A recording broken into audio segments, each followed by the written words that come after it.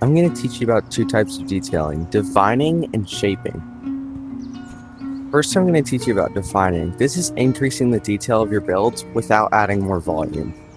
First of all, I'm sure that we're all able to tell this is a stone wall behind me, but I'm sure we could also all agree that there's a much better way to do this.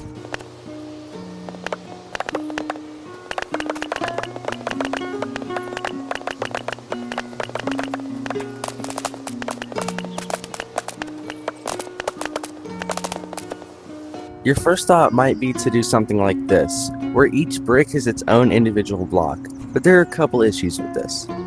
The first is that on larger scale maps, it can add to your block limit and make you have to cut corners in other places.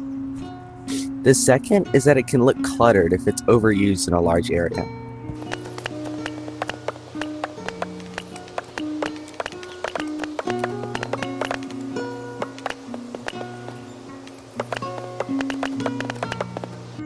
I'm sure we can all agree that this looks much better than either of the previous two.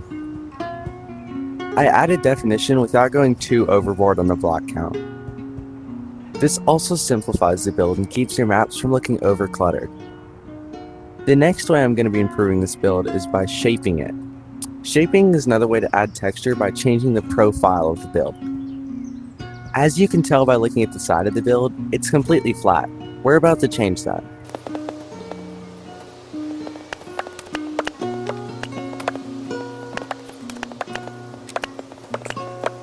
As you can see, shaping adds more definition to the build. It makes the build feel more alive and less like a rigid structure. And from the front view, the shadows and highlights help you to see form in the build. Here's the before, and here's the after.